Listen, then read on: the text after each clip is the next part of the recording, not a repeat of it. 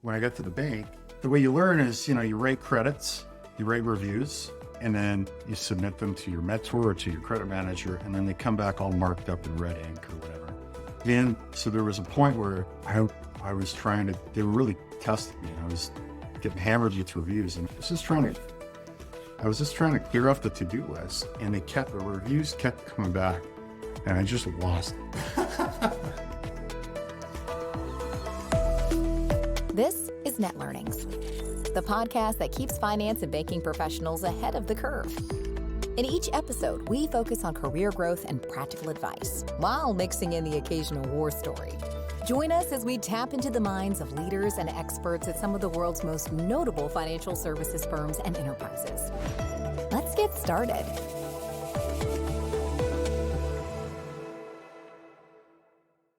Hello and welcome to Net Learnings. I'm your host, Kyle Peterty. I'm really pleased today to introduce our listeners to another Kyle, and that's Kyle Kreppenhoffer, principal at Ashdown Capital. Kyle brings nearly 15 years of financial services experience, including commercial banking, indigenous infrastructure investment, and private credit advisory. He also hosts his own podcast called Finfluencer. Kyle, welcome to the show. Thanks for having me, man. It's different being the guest like we were talking about before. So we'll see how I do on this side of the table. I'm sure you'll do just fine.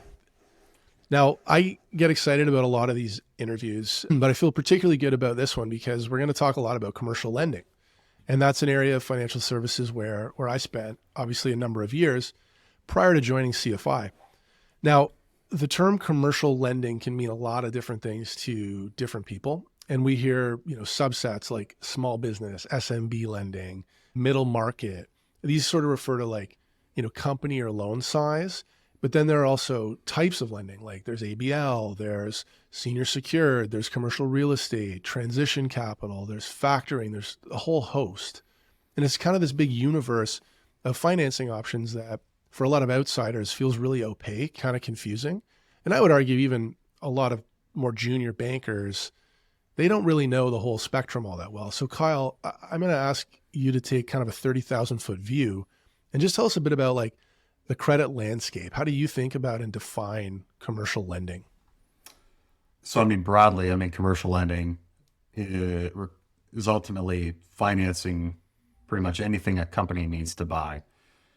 And from, in terms of breaking down the types of commercial lending out there, I think about it in a spectrum. So you have, let's say, cost of capital on your y-axis. You have risk on your x-axis.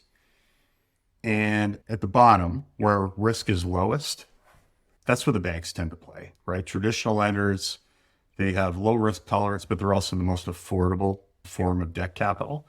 And then on the other end of that spectrum, you would have private financing. So high risk tolerance, albeit much more expensive than the banks. And within each of those categories, you have different shades of gray. So different risk appetites across different banks. And same thing goes for private lenders. And within the private lender landscape, you got factoring, you got ABL, you got equipment, not to overcomplicate it, but it's hard to put all this stuff in a box, obviously. Yeah, there's a lot of areas of overlap, I would say. And I know we'll get to this, but I'm sure that's sort of where a firm like Ashdown comes in. And actually with that background and context, then where does Ashdown fit? What does your company do and how do they do it?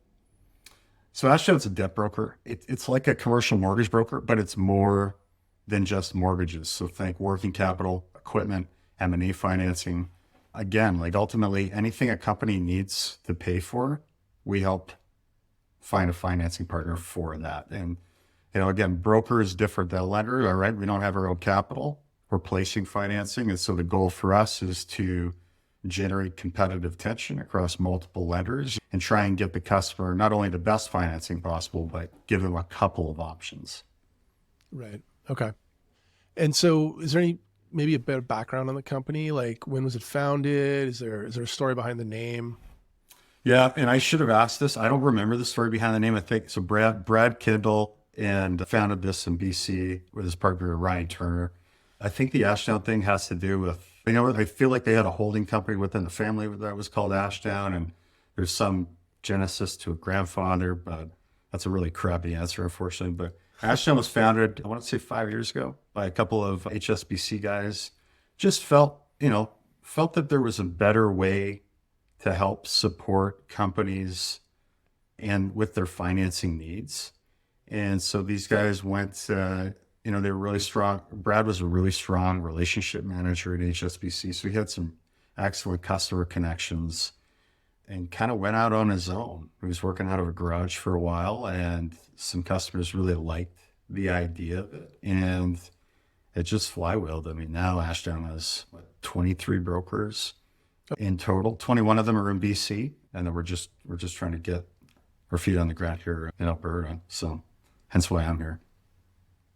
And just for our listeners outside of Canada, British Columbia is BC. That's our westernmost province, and Alberta immediately to the east of us. So big presence in Western Canada. Let's say I'm the director of finance at a manufacturing company, and you and I meet at an event and we start chatting about consolidating and refinancing the company's debt. Walk us through the process and the timeline of what that would look like with Ashdown. So it's really important that the broker doesn't add to the timeline. And so it should, if you're going to go through a bank, it should be the same 6 to 8 weeks that you would expect without the broker. Private lenders have a capacity to be a bit more nimble, and so the closing times can be a bit faster. With us specifically, it's pretty quick. So usually the first thing we do is, somebody has a financing need. Let's say we say, okay, well, send us some financials. Let's have a look. And assuming the math makes sense, on a no names basis, we call around. We call it a few lenders that we think make sense given the circumstances.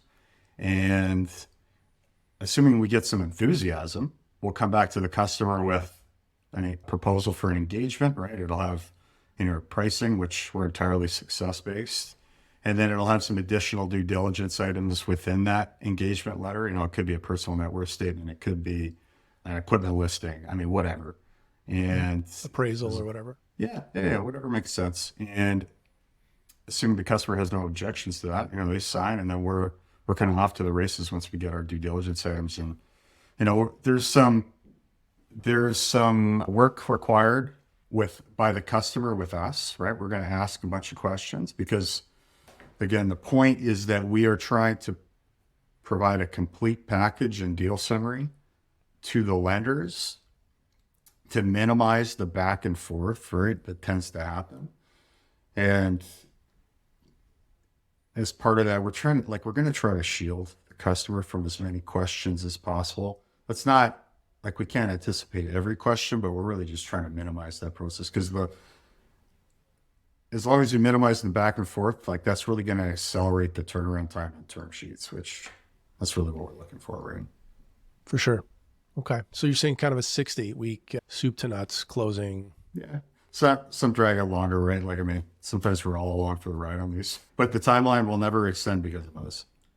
Right. Yeah. And if you're doing it well, you're shortening it maybe significantly too. Yeah. Totally. But I think customers lose some time. I've seen it often where customers are spinning their wheels with the wrong lenders. And just because this is all we do, right? You think about this is all I've done for 15 years. I'm not good at anything else. It's easy for us to recognize the types of lenders that make the most sense for a given deal. So if this isn't a big deal, I won't even waste a bank's time with it. Do you know what I mean? Yeah. No, that makes sense. Keep the client focused on what they do best, which is running their business, and you facilitate the transaction. Yeah, totally. So I want to talk about commercial credit today. We'll call this Q3 2023. We've seen really a staggering rise in interest rates here in North America. How are you seeing that play out in the market? It definitely affects the real estate market, probably most. Alberta's in a bit of a bubble, right? Because we're almost counter-cyclical given the energy market. Counter-cyclical is maybe not the right word, but I know talking to the guys in BC, there's a lot less enthusiasm out there than there is out here. That's everybody's kind of waiting for the next shoe to drop out here. And so I think banks have upped their loan loss provisions in anticipation that, there's a lot of businesses that are going to get moved down to their special loans groups. Mhm. I think 3/4 of the deals that I've worked on have ended up being private financings, which might be an indication of where companies are at in terms of their financials. But I don't know that we're at a point where the higher interest rates are actively stretching businesses, because most of the businesses out here anyhow, they're still profitable, right? Like business is still growing. So it's the point where the recession starts impacting them that I think is going to be the problem. And come renewal time for some of the, the fixed rate term financing, I presume, Again, too. the real estate stuff for sure. Yeah, because if you had a rate locked in for the last 5 years, then you're going to be going from, 3% to, 6.5%, maybe more. Yeah. Yeah. Big jump with potential, tenancy issues or turnover problems too, right? Well, you think about if you're talking income properties and you're going to be, it's difficult to make a 6% cost of borrowing work because it kind of implies that you need a 6% cap rate just to cover interest only on the facility. Right. There aren't many properties within a strong market that have a 6% cap rate. Like you think about Vancouver. I mean, what's Vancouver's cap rate? I don't know, sub 3. Yeah, on multifamily, yeah. I mean, it depends on the asset class, but yeah, they're definitely sub 6. It's interesting. I spent about 6 years at RBC, and that's not a short while. Like I saw plenty of deals, but I didn't see a full cycle, right? And you were talking about waiting for the other shoe to drop. Like I was 2014 to 20, saw some weakness when oil prices got rocked, basically. But you started with TD back in 2009, kind of right in the GFC, and you were still in the game heading into COVID. So you've really seen more cyclicality, I would say. And we often hear about access to credit being tightened or loosened depending on market conditions. And you have indicated already that we're seeing a bit of tightening. What's it like professionally to actually live through a cycle? Like maybe from the point of view of both, the bank and the banker and the client. From the banker's perspective, there's a lot more scrutiny on each deal. Like you think about the annual review season, which is kind of like the banker's tax season, right? Yep. When things are going well, you're just trying to get the reviews off, right? You're trying to minimize how involved you get in this given deal. You don't have the latitude to do that in a downturn, particularly in a black swan downturn, like you're talking like the financial crisis or COVID, where you don't necessarily know if that there's a light at the end of the tunnel. Do you know what I mean? Like a recession, everybody knows a recession will end, but remember how scared we were in 2020. We weren't sure what we were dealing with. And Yep. you want to support your customers, obviously, as much as possible. It's something like COVID. I mean, you can't just kick out every customer. It's just not practically possible, right? So you have to support everybody as much as you can. But it's a real balance because, you think about COVID, every customer was coming to the banks for principal payment deferrals. And that there's a balance for the bank in managing that, because that's just a lot. Adding up all those principal payments collectively, like that's such a big number for the banks, and managing that liquidity. I mean, that's, I guess, why the government had to do what they did, right? So, But anyhow, all that to say, credit risk management is a lot more cautious through those periods. And so that kind of trickles down. Obviously, the best banks are always going to try to lend through the cycle, right? So don't get super excited when the economy's on fire, but don't just start kicking out customers and turning off new business when things aren't going so well as well. But it requires a lot of courage to kind of lend through a downturn, obviously. Yeah. Does that answer your question? It does. Yeah. I guess what I was trying to tease out was maybe tell me a little bit about, or tell our listeners about the competitive landscape, right? So when you're kind of on that excited period and you're out and you're doing business development, like the competitive landscape must look very, very different from, high rates, low growth environment. Yeah, It probably does. I mean, again, some banks are different, right? Some banks don't get as exuberant in those good times. And so they're always just trying to maintain their credit appetite. But some banks actively pull back in the downturn. And so for those steady banks, that's an opportunity to acquire market share, Mhm. right? And so you really want to make sure that your people are still going out and, doing all that new business activity that you're harping on them to do. The balance is, I think what happens is, like as of right now, I think all banks would say, look, we're still open for business sort of thing. I think what they mean is we're open for good business. And I Right. think the consequences, they end up being a bit more selective than they otherwise might have been when it comes to putting on new deals. And that can be frustrating for the customers probably at times because what's a good deal? Well, I'll know it when I see it, right? Yeah. Yeah. Totally. Well, on the subject of deals, I know every deal is different or unique, but you've been doing this a long time, and I imagine you've seen some consistent themes emerge over that time, especially when you're dealing with really a lot of competitive tension. So what are the most common kind of two or three sticking points in your view when you're negotiating with clients and prospects? Like, is it always rate? Like, is it fee, covenants? What are the two or three kind of major sticking points? I do find that the smaller the company, the more rate sensitive and rate and fee sensitive they tend to be. And if I had to guess, it's because they quantify that stuff in the context of their personal salary. The more professionally managed, sophisticated businesses like to be dramatic, like a public company, Mhm. one, there's a lot, they recognize there's a lot more in their deal than just rate. But two, the big companies, they they have so much more access to market data. Like they know what the market should be for their particular transaction because if they have a syndicated deal, they have several lenders actually coming in and presenting market updates to them. So there's a bit more transparency on those bigger companies. The big thing in general, like on the smaller companies, it's personal guarantees. And obviously nobody wants to provide them. But for the smaller companies where you don't have, where the banks have a hard time justifying sufficient enterprise value, let's say, I don't know, say $1 million of EBITDA, Mhm. the banks want a personal guarantee the vast majority of the time. Some customers are like, no, I'm not providing a personal guarantee. That's the point of the corp is to, limit Yeah. liability. But then the bank, you run into this challenging argument with the bank where the bank says, well, if you're not going to support the company, why should I?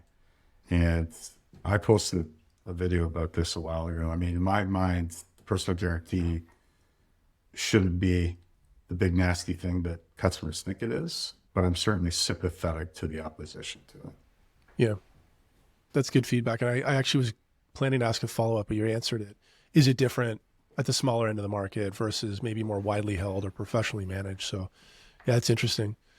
Business development, as I recall, fun part, but a very big part of the business banking game, certainly for client-facing advisors.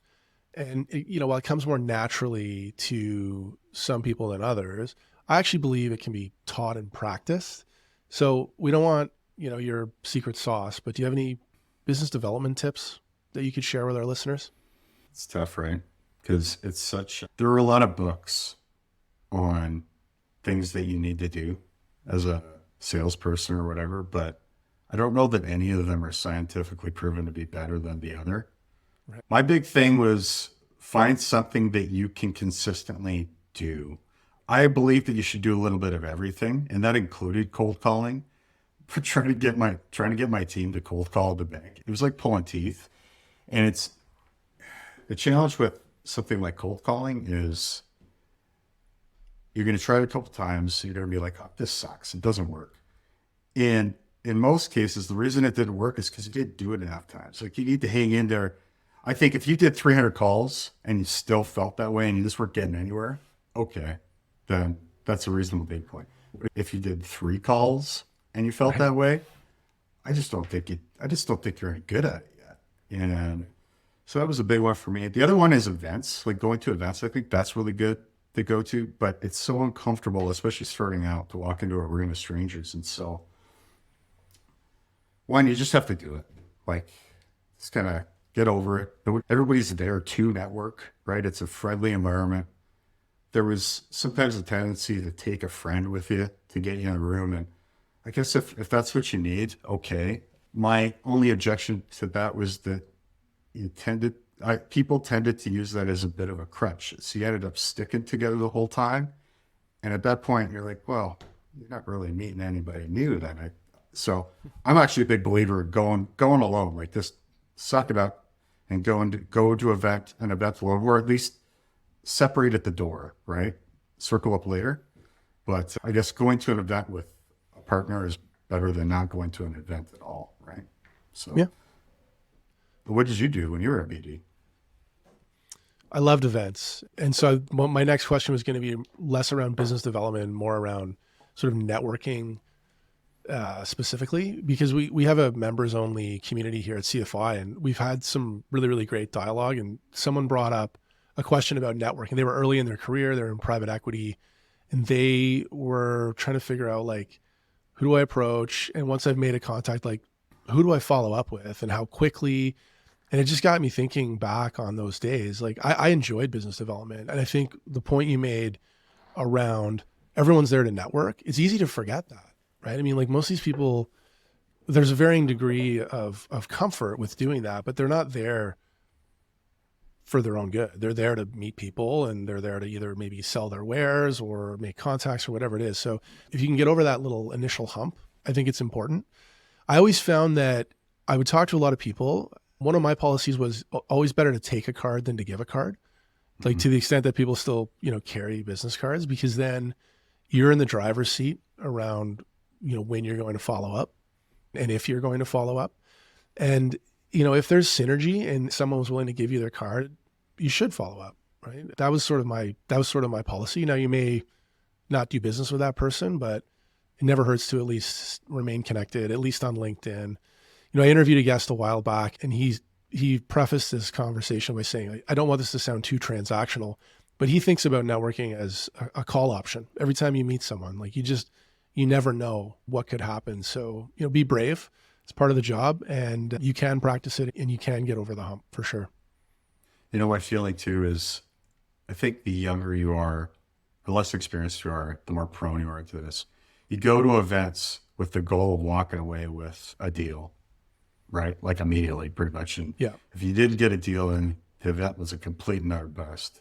But I feel like that's the wrong mindset. I think you're there to build relationships. And so first, obviously, you got to meet somebody new.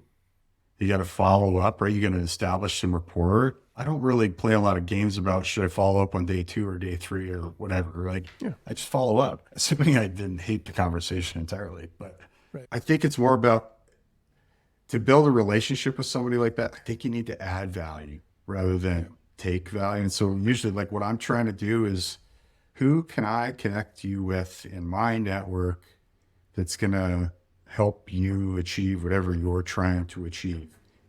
Unsolicited, no ask in return, and just trust that over time, like, you'll build relationships and people will just remember you for that stuff. It's a really long range mindset, right? And you might get nothing in return, but I feel like if there's karma in the world, it'll pay you back.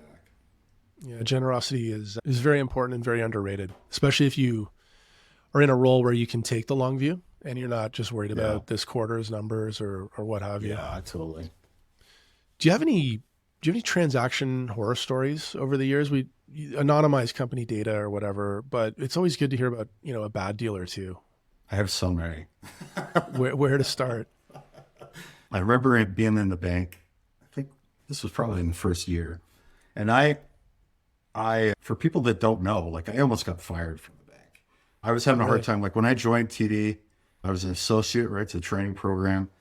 And I didn't necessarily have, like, amazing grades at school, but for whatever reason, I'd come to this feeling that I was an absolute rock star. And when I got to the bank, the way you learn is, you write credits, you write reviews, and then you submit them to your mentor or to your credit manager, and then they come back all marked up in red ink or whatever. So much red ink. Oh my God. And so there was a point where I they were really testing me, and I was getting hammered with reviews, and I was just trying to clear off the to-do list, and the reviews kept coming back, and I just lost it. Oh, no. And I think the next day I came in, like the credit manager at the time, Vince Kruger, who he's at Canadian Western now, I think. He sat me down, and he kind of, in a polite way, as polite as he can, like he kind of gave me the riot act, and he's like, "Look, man, like you got to get it together." And so they started slamming me with more and more paper, and I just buckled down, right? I was like, I need to make this work. So anyhow, I ended up writing a lot of new deals for whatever reason, like, and I became known as this new deal guy. And so one of the new deals, I think it was like a movie camera rental business, and it was coming from another bank. We were trying to win the business, and they put me on this deal to write the review because you're like, oh, Kyle will get it done. Kyle always gets it done. And it was such a messy deal. I don't remember specifics about it, like why it was such a problem, but I do remember that there were like 5 different legal entities, like operating companies with 5 different sets of financials, like 5 different everything, different year ends. And I remember having such a hard time with it. And it took me like 7 weeks I was working on it until finally the customer was just like, you know what, we're going to stay with RBC. And me and the RM, we were almost relieved. Like it was keeping us up at night. And so the lesson from that deal would be ask for help, because at the time, I guess I felt like asking for help was like a sign of weakness. Do you know what I mean? Right. So I wouldn't do that again. No, that's sage advice for sure. I'm curious, what does a typical day look like for you now that you're in a brokerage role, an advisor role, as opposed to when you were actually at the bank? Like maybe give us some pros and cons. Well, certainly more podcasts, but That's good. Pods are good. I like them. So certainly more control over my day, right? Like I don't really have a lot booked, but typically I'll try to book, let's say 4 meetings a day. Let's say first coffee at 9:00, next coffee at 10:30, a lunch at 12, and then maybe something else at call 1:30. And then the afternoons are available for certainly pushing any paper that I have to push. I mean, we don't have necessarily a ton of analyst capacity. Like it's still very much up to me to get deals done. And then throughout the day, I'm obviously fielding inquiries on existing deals or whatever calls I need to kind of manage. So like as an example, there's a deal in front of lenders right now. And if they need something, obviously I kind of want to get back to them as quickly as possible to keep that process running. But other than that, I mean, for me, the mornings are always like I get up really early, right? This morning I got up at 4, just out of habit. I have little kids, so that's the only time I have for me time. There's obscure times like between 4 and 6, or the evenings, kids come home at 5, so I'm with them until let's say 7. And if I had gas in the tank, I'll do some me stuff at the end of the day. But otherwise, I'm pretty much in bed by 8:30, so there's not a lot of time left. Does that answer your question? That sounds like a dad for sure. Well, I was curious to kind of contrast it with the bank, and I recall obviously you didn't cite morning overdrafts. Nobody likes those. You don't have those anymore. It sounds like you don't do, reviews. It sounds like there's an awful lot less sort of compliance stuff. Okay.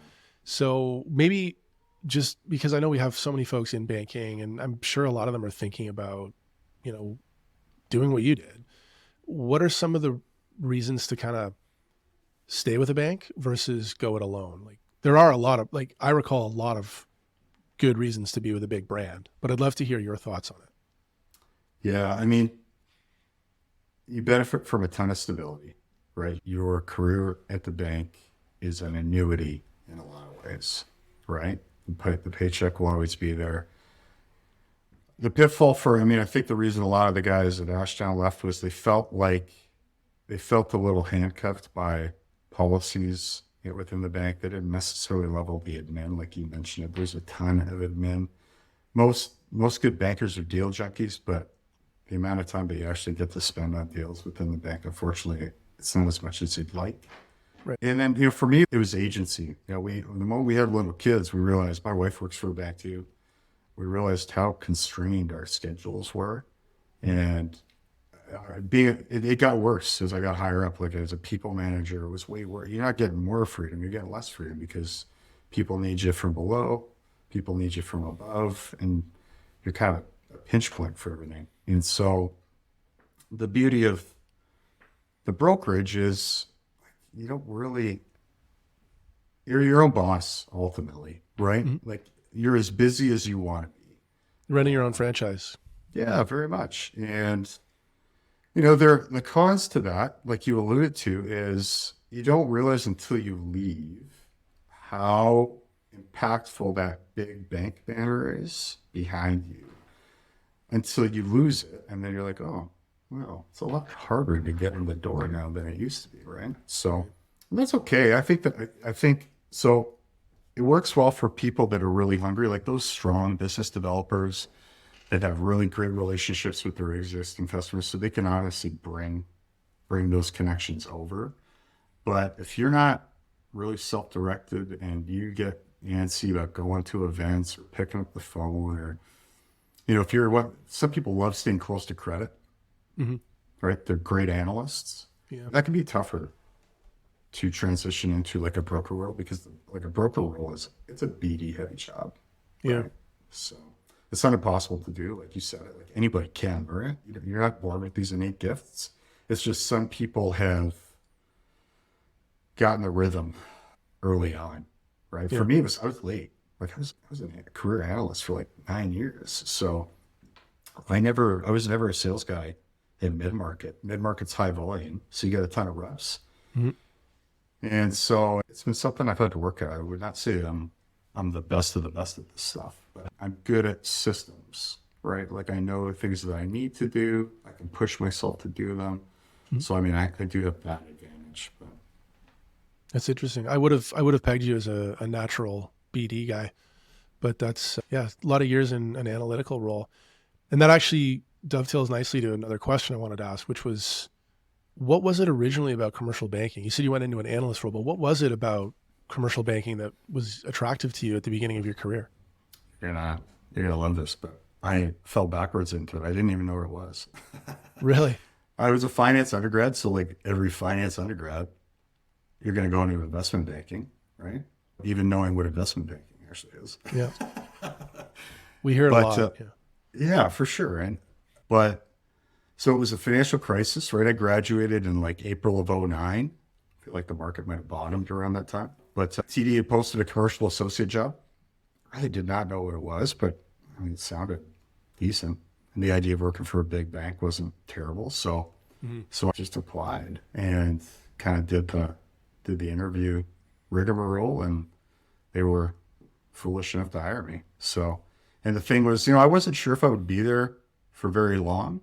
Not that I necessarily knew what else I wanted to do. I had ideas that maybe I'd go into IB or equity research or something like that. But what ended up happening is they kept giving me opportunities to try new stuff and move, right? You think about it, like, I think within a year and a half of joining the bank, they let me move to Calgary and join the special loans group, which again, the feeling was that I was moving really early, but they're like, if he wants it, he can have it. So they let me go to special loans for 2.5 years.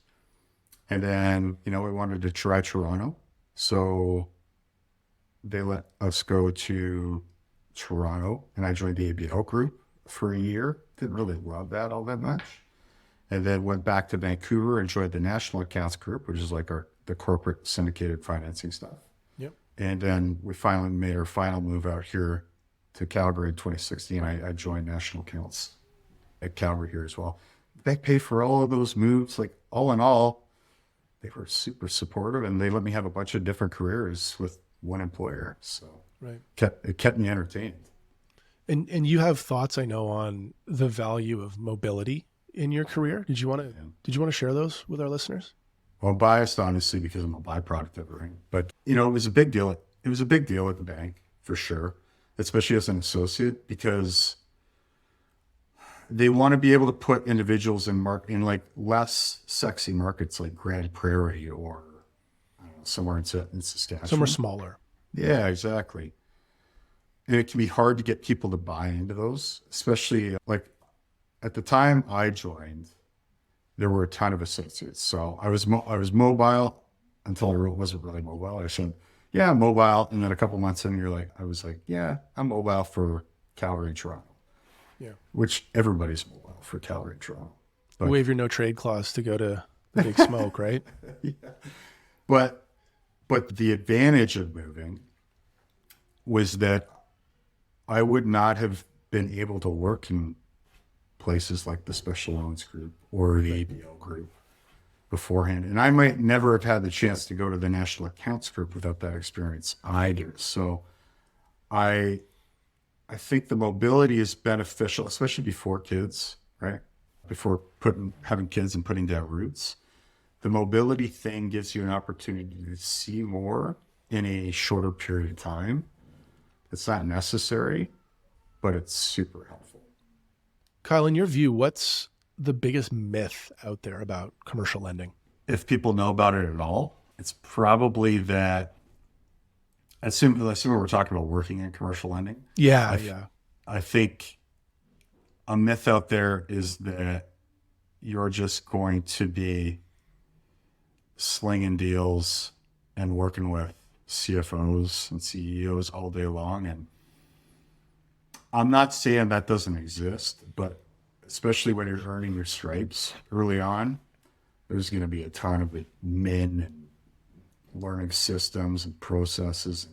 Commercial banking is super policy heavy, especially in mid-market. Like the smaller the facility, the more policy focused it is. Like in corporate credit, there aren't really much in the way of policies. When I say policies, I mean like leverage policies or covenant requirements for a given product type.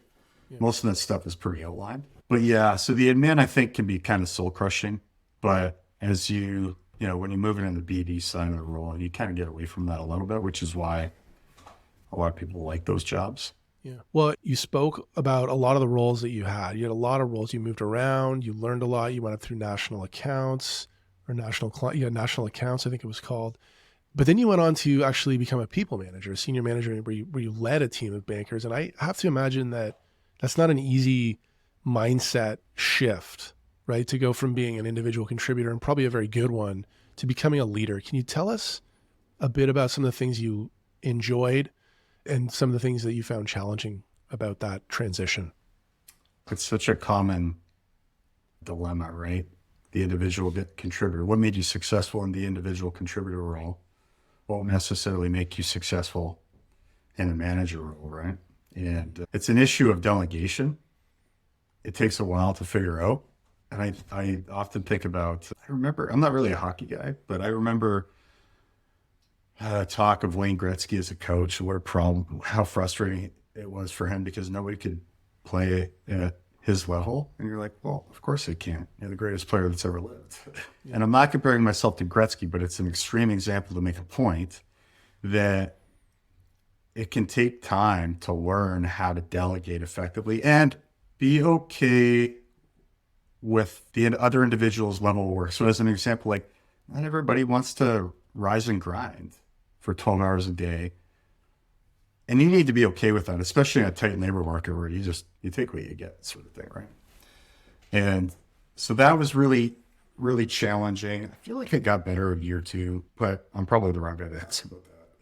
What I found particularly hard is you have a lot of camaraderie as an individual contributor. Yeah. But as you get further up, it's interesting. I'm kind of a solo guy, so I can live with this, but I found it interesting how isolating it can be once you move into managerial roles, because even though some people pull it off, but even though you're part of the team still, you're kind of not. Do you know what I mean?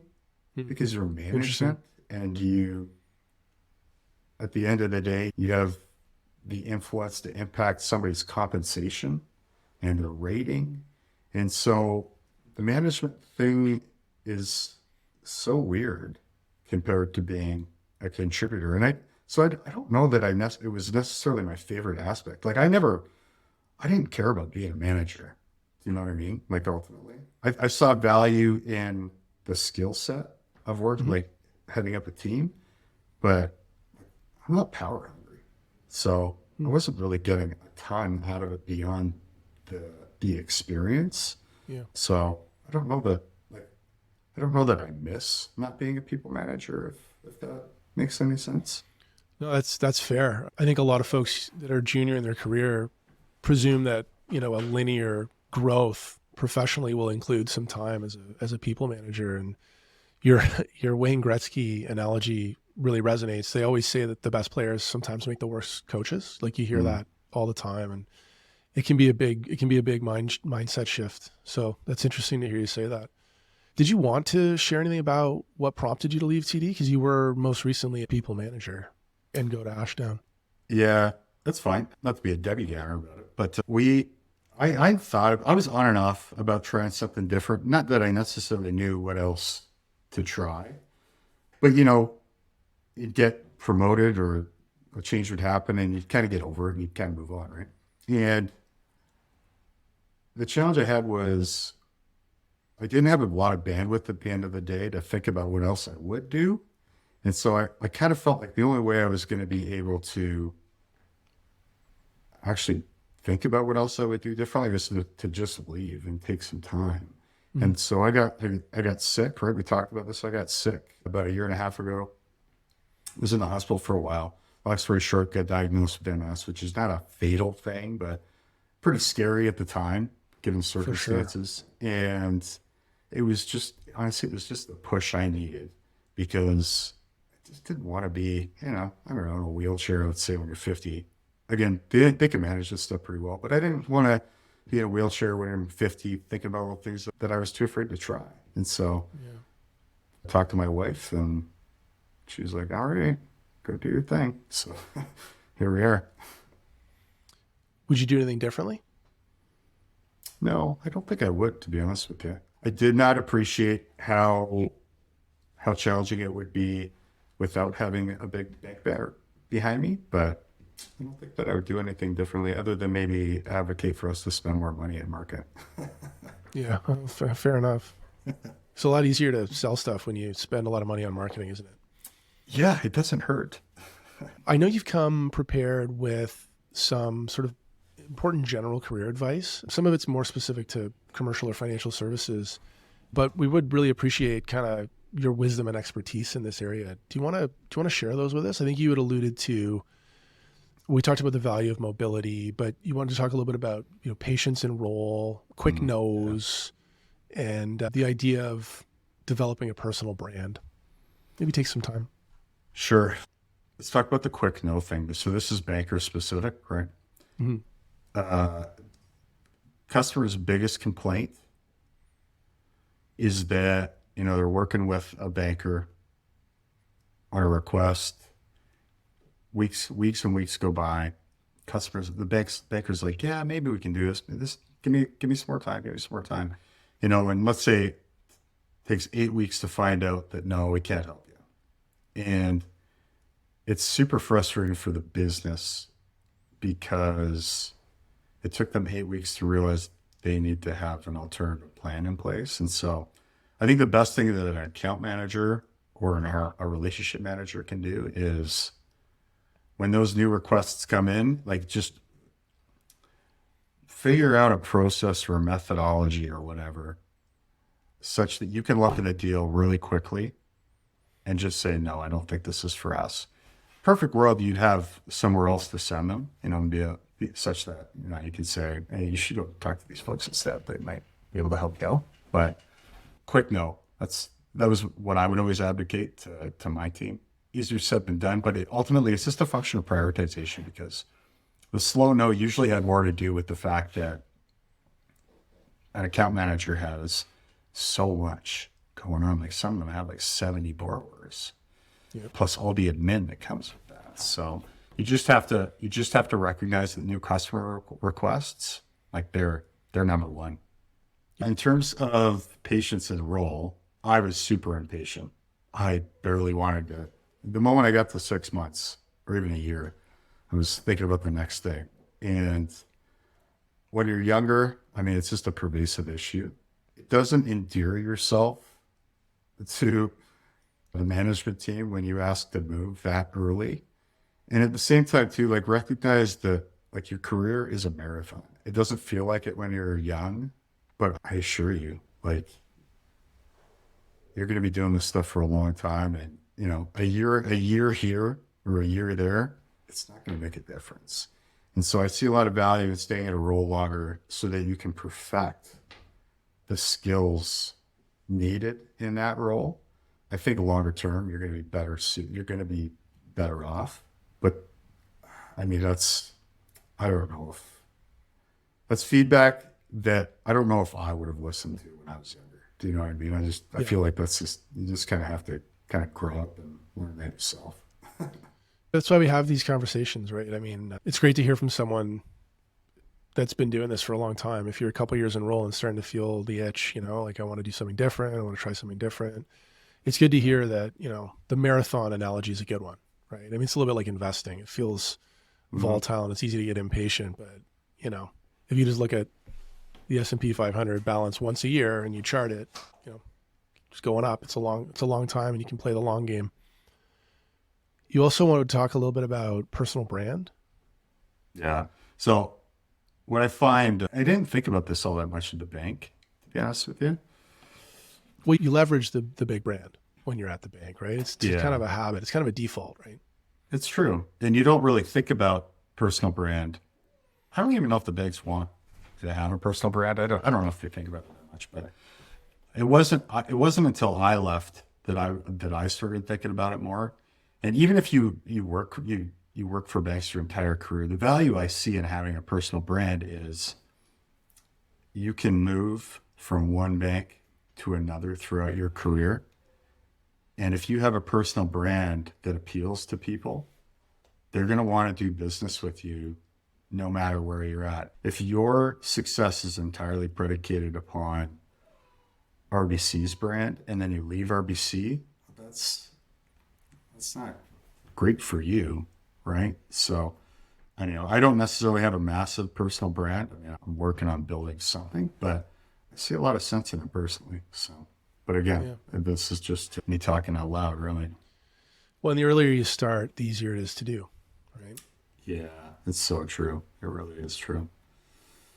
I've listened to your podcast, Finfluencer, and I really like it. You've had some really great guests on there. Can you tell us a bit about the show and kind of what prompted you to start your own podcast? It's not, and I ask because it's not traditional for someone in financial services to jump into the, media game. Exactly. So part of the motivation was we've talked a lot about brand, right? So how do you create a brand, a personal brand, as efficiently as possible? And I think, video, content, all that stuff, I think that's, honestly, like, if you talk to a marketing company, there's no more efficient way to attract eyeballs than that. It can't be the only thing to do, obviously. But so how it started was I would have coffees with, let's say, a lender, let's say a factoring company, right? And I'd be like, okay, well, how does this work? What kind of companies do you work with?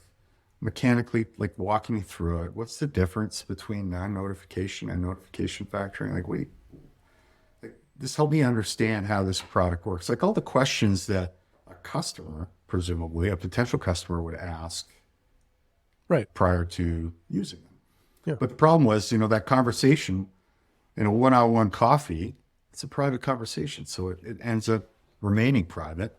So I said, well, what if we did it on a podcast and democratize that information so that the company doesn't have to answer those questions as much in that initial meeting. The customer comes to them informed, and company gets some free marketing out of it. Like that, that seems like a pretty good setup. And at the same time, indirectly too, like I build some sort of personal brand awareness as well. Other than Finfluencer, what are some other resources that you're into that maybe our audience should check out, like thought leaders or books or podcast series, anything like that? Kids kind of constrain when I watch a lot of Baby Shark these days, but I do listen on Audible. I do listen to Ryan Holiday, and not to get weird, but he's like a stoic philosopher or historian. And, I like to listen to that stuff to help manage my sort of internal monologue, anxiety, whatever you call it. So I find his books kind of compelling, but otherwise, podcasts, I usually escape. I listen to like Conan O'Brien and stuff like that. So I'm not constantly just trying to pick up knowledge everywhere I go.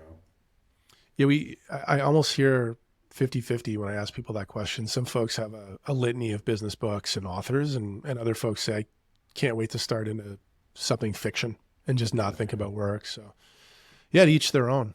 Where can people go to learn more about you or about Ashdown? So I am on LinkedIn. Is probably the best place for me personally, but I'm on LinkedIn, I'm on YouTube, I'm on TikTok. I kind of post on TikTok. I don't really hang out there. Put the podcast clips up there. And then for Ashdown, ashdowncapital.ca, Ashdown Capital, one word. Okay. And listen, you've been really generous with your time and your wisdom. I appreciate it. And I want to thank you. One final question. What can I do to help you? Get the word out, man. Especially for me and Ashdown here in Calgary. So anything you can do with this podcast would be amazing. Any contacts in Western Canada, make sure you add Kyle Kreppenhoffer on LinkedIn and connect for a coffee. Kyle, thank you so much for your time. Honestly, this was really insightful. And on behalf of our listeners, till next time. Thanks, man. Thanks for listening to this episode of Net Learnings. This podcast is powered by CFI, an organization on a mission to enhance the skills, knowledge, and productivity of finance and banking professionals. If you enjoyed what you heard in this episode, make sure to follow Net Learnings wherever you listen to your favorite podcasts, or visit us online at corporatefinanceinstitute.com/podcast. See you next time.